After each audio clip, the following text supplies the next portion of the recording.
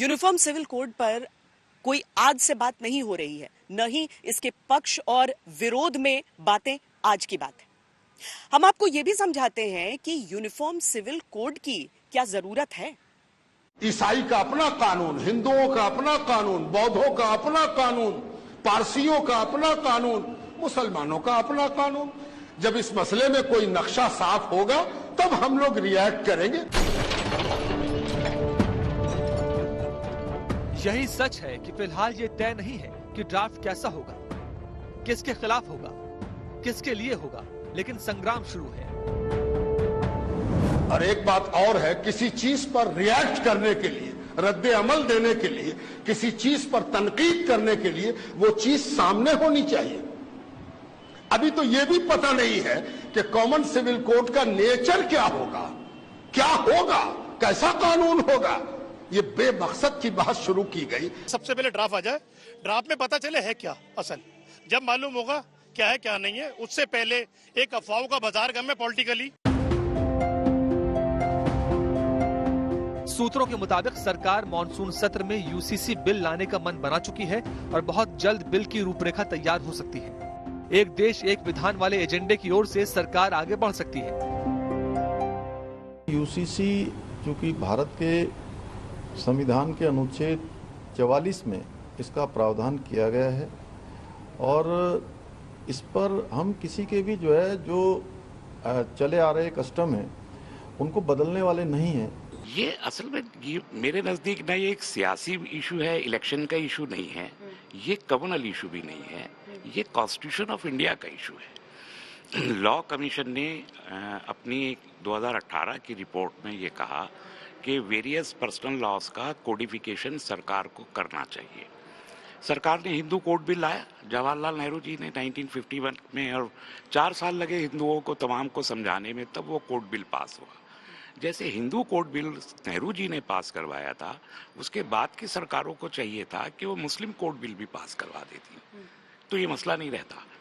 अभी भी उसका वक्त है कि वो कोडिफिकेशन ऑफ मुस्लिम लॉ करवाएं, लेकिन वो नहीं चाहते। लॉ कमीशन कह रहा है। तो अभी जब 2018 में 5 साल पहले एक सवालनामा जारी करके, इतनी बड़ी एक्सरसाइज करके, सारे देश से सब कुछ पूछने के बाद लॉ कमीशन एक रिपोर्ट दे चुका है, तो अब वो बीजेपी जो 40 साल से अपने मैनिफेस्टो में रखे हुए है यूनिफॉर्म सिविल कोड को, और जो 15 साल से सरकार चला रही है और एब्सोल्यूट गवर्नमेंट चला रही है, वो अपने कार्यकाल पूरा होने से सिर्फ 9 महीने पहले दोबारा से वो प्रक्रिया शुरू करती है। तो ऐसा लगता है कि आप यूसीसी के बारे में सीरियस नहीं है।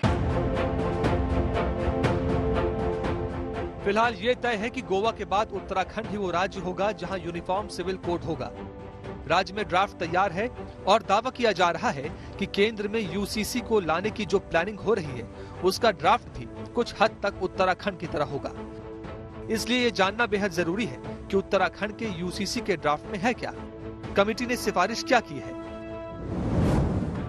सूत्रों के अनुसार उत्तराधिकार के लिए बेटे और बेटी के लिए समान व्यवस्था की जा सकती है, यानी बेटी को भी संपत्ति में अधिकार दिया जाएगा। पहली पत्नी के बच्चों को भी बराबर का अधिकार देने की व्यवस्था की जा सकती है। पति की मौत के बाद पत्नी के साथ माता पिता को भी मुआवजा देने की व्यवस्था संभव है। सूत्रों के अनुसार समिति ने ड्राफ्ट में शादी को लेकर उम्र भी तय करने की सिफारिश की है। सभी धर्मों के लिए शादी की उम्र 21 साल रखने की सिफारिश की गई है।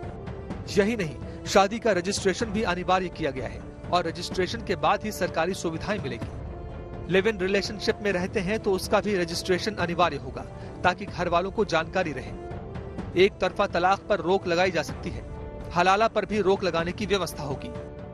ड्राफ्ट में गोद लेने की प्रक्रिया को आसान बनाने की सिफारिश की गई है। बच्चों की संख्या तय करने और बच्चा गोद लेने में भी बराबरी का अधिकार मिल सकता है। यूसीसी का मुसौदा क्या है लगभग किसी को नहीं पता होगा।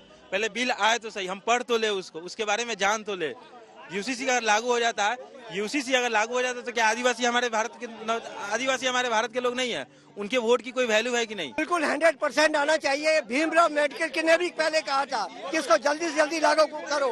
बाकी कंट्रियों में क्यों नहीं है? एक ही कानून चल रहा है, यही इसी देश ही मिला हुआ हमारे इंडिया। ये तो इन्होंने धर्मशाला बना रखी है, जिसकी मर्जी आएगी, जो मर्जी बोलेगा, जो मर्जी कानून लेके आएगा। आखिरकार एक सुप्रीम कोर्ट के भी जज बार बार रिपीट कर चुके हैं कि इसको जल्दी से जल्दी लाया जाए। समान नागरिक संहिता को लेकर बीजेपी का उत्साह नया नहीं है। राम मंदिर निर्माण और जम्मू कश्मीर से अनुच्छेद 370 को खत्म करने पर नजर आया था।